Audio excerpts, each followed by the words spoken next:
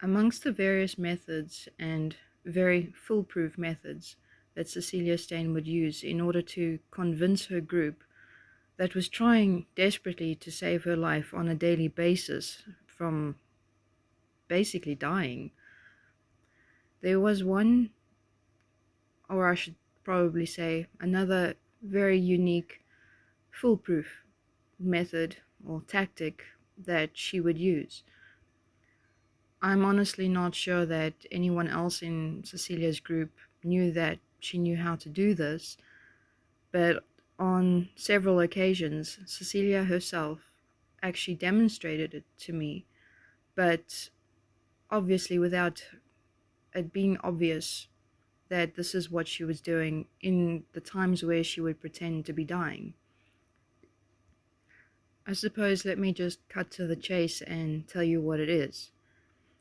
There was one particular day where I was alone in Cecilia's flat with her and her husband, and I don't know how this conversation started, but Cecilia's husband began talking about how he had learned to slow down his pulse rate. When his pulse rate could be extremely high, he used various methods within his own body, using breathing techniques, calming thoughts, and so on, in order to reduce his heart rate, and also in order to reduce it quite dramatically. I honestly can't even remember why he was telling me this or why he had learned this specific technique. My mind can only gather that it might have been because when he had first learned this technique, he was in training for joining the police. So he had to be a certain type of physical fitness or a certain type of health standard. So he had to learn various things in order to maintain or look healthy. But while Cecilia's husband is talking about the techniques and even demonstrating it to me, showing me how his pulse would drop from 90 odd beats per second down to 80 and down to 70 within very few seconds, it was actually quite shocking. I had no reason to not believe that he was capable of doing it, because I watched that his heart rate was being reduced within seconds apart. But soon after he demonstrated this, Cecilia stepped in, and she highly and overly and excitedly exclaimed that her husband had also taught her how to do this, that she had also managed to master this technique. And Cecilia herself also showed me where from 80 beats per second, her heart rate would drop down to 70, 60, 50, 40. Now, there was no reason, obviously, again, to doubt that Cecilia could do this, because I saw it firsthand. Her heartbeats were reducing dramatically, and also within seconds. But in that moment that I was being shown these things, it was merely a bragging point or a demonstration point of a skill that they had both learned to do. But it was completely unknown to me until years after I had left Cecilia that this is one of the methods that she would ultimately end up using on the days that she was pretending to die. I mean, during the occult high days and the high nights, where the occult would be supposedly attacking Cecilia, where she would collapse onto the floor, violently shaking as if having an epileptic fit, with blood pouring out of her mouth. I remember the others in her group taking Cecilia's pulse, and then frantic, absolutely frantic, that Cecilia's pulse was dropping very, very rapidly. Her pulse was basically indicating that Cecilia was busy dying.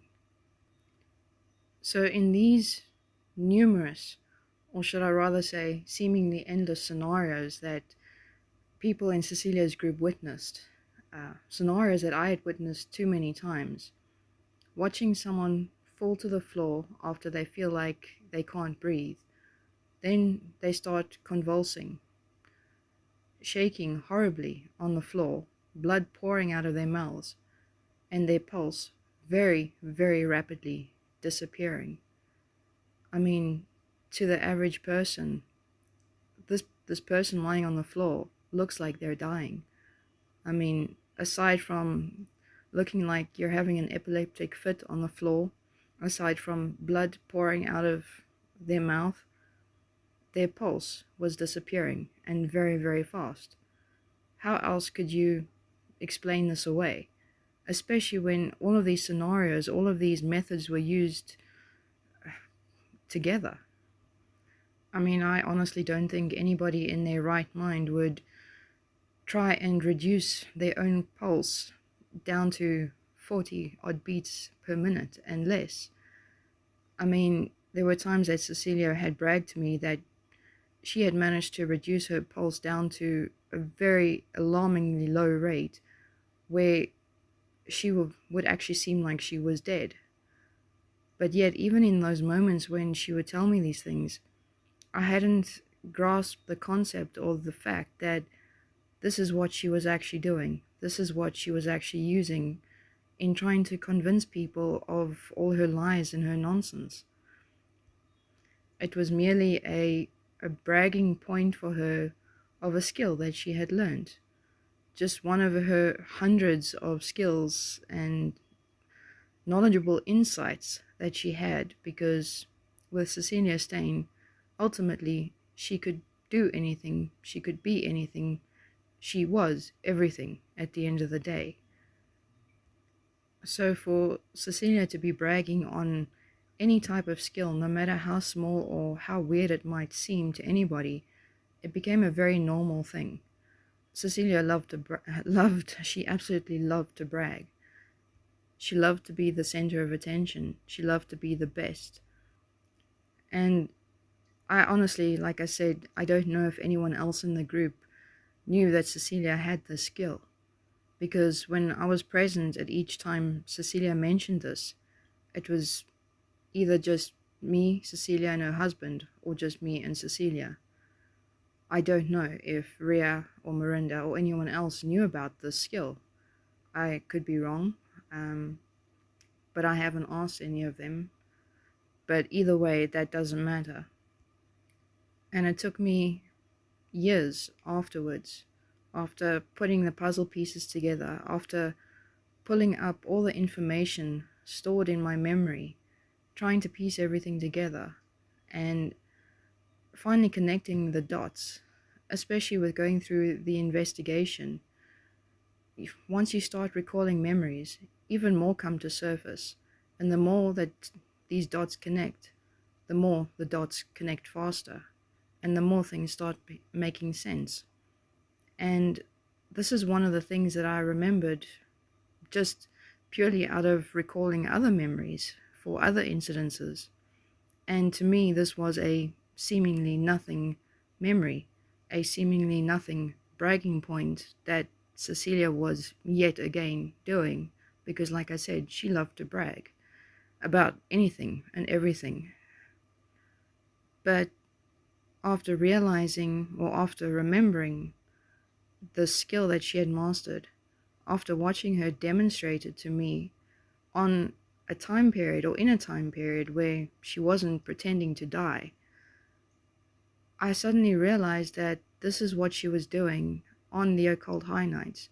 And even at any time point, she basically wanted to pretend to anyone that she was dying. Amidst every other method that she used, whether it be her breathing problems, whether it be heart problems, the list honestly for her health claims was endless. But amongst these claims, or amongst the methods that she would use in order to fool us for these claims, there were too many times where Cecilia's heartbeat or her pulse would drop dramatically low. I mean, I think anybody who would basically see someone's pulse dropping from 80 odd beats per minute, and only a few seconds later down all the way to 40 and still dropping. Your first thought is, this person is dying. The rush that goes through you while watching everything else that's going on, I mean, convulsing on the floor, blood pouring out of the mouth, unconscious, and then to top it off, a pulse that's disappearing. Your first thought, and your solid thought, is, this person is dying. It was, as sad to say, it was a simple technique, but it was also a very masterful technique, because, like I said before, no one in their right mind would want to reduce their pulse rate down to an insanely low number. I mean, it's as if you're trying to kill yourself, basically. But this is what Cecilia would do. And this happened so often. It happened too often. I had seen it personally. I had seen Ria in a frantic state. I had seen Mirinda in a frantic state. And this is before Mirinda even began being part of any crimes, well, as far as I know of. I had seen other members in Cecilia's group become frantic. I was frantic. Cecilia's pulse was disappearing. She would have died in front of us, because all the evidence that was in front of us was indicating it very clearly. But yet again, just like how Cecilia fooled all of us into believing that she was bleeding internally from attacks or her organs giving in with blood pouring out of her mouth, like I've related in one of my previous audios, then she goes and reduces her pulse rate to add, to make matters worse. The whole scenario looks foolproof. And I know there are still many people who can't believe how a bunch of people could believe all these lies and this nonsense that went on. But I know that as I'm revealing information and talking about things specifically and in detail, I know there's a lot of people that are starting to understand how people were fooled, and so easily fooled. But I will also add that to hear about it and to be part of it or to bear witness to it is still two very different scenarios. When you just hear about something, even though you can start to grasp how people are being fooled by all this nonsense and the extreme evidence and methods that Cecilia would use, you've still got the time to stop and think and to reason your way through it. But for those of us who were actually there, part of it, these moments were a matter of seconds apart or a matter of minutes apart. There was no time to stop and think. This person in front of you is dying. You need to act now. I mean, in a normal scenario for a normal person, basically, I mean, if someone you knew collapsed to the floor and their pulse started disappearing, your mind goes into a rush, into a panic mode. You don't stop to think and reason any of the whole scenario out. You go into a panic in trying to revive this person, in trying to save them. That was basically our scenarios on a regular basis. There was no time to stop and think.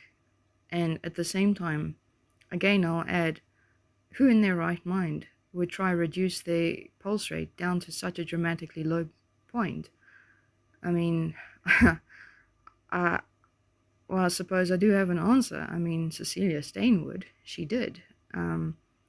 This is no ordinary or sane person.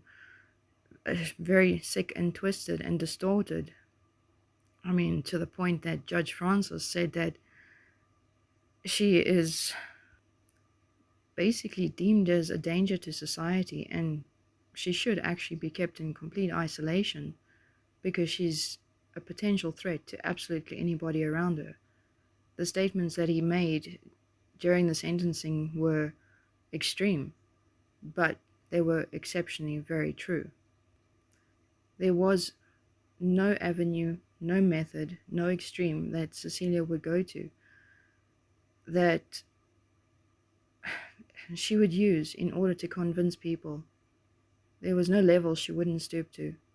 She would do absolutely anything, no matter how ridiculous or how bizarre or how dramatic or even how it would affect her own body, in order to convince people, in order to fool people to believe her lies and her nonsense, just so she could get people, I suppose, at the end of the day, to carry out her biddings, to gain her followers, to grow her group. At least I know that along the years that passed after I left Cecilia Steyn, there were a number of people that left. Sadly, a lot were also killed. But a lot of people started to see the truth because Cecilia was slipping up. When too many people are fed too many lies, and the lies are different from what each person is told, things start to crash, and the empire that Cecilia tried to build starts to come tumbling down. And that's basically when people started to run. And sadly, that's also when Cecilia started to kill even more, just out of revenge. But at the same time, I must admit that after I had left Cecilia, through the confusion and the chaos that was in my mind, the lies versus the truth were two opposite extremes. My one paranoia was, is she going to be okay? Is she still going to live? I was still worried, I was still panicking, because of what I had witnessed firsthand for 4 solid years. Seeing her supposedly, potentially dying, and actually on several occasions actually have died, according to Cecilia anyway. This was embedded in me so strongly that the fear for her dying was one of my main paranoias. It wasn't even about her lying to me about anything else. I was worried that, will she live or will she die? Is she going to be okay? And as the months passed after I left Cecilia, she lived. As the years passed after I left Cecilia, she lived. And I think as more the time went by, the more I started to realize, or I suppose more so grasp hold of the full truth, that this was complete nonsense. I mean, after a couple of months of leaving Cecilia, I knew it was all nonsense. But the full reality was still kicking in years later as time went by, that Cecilia was actually healthy.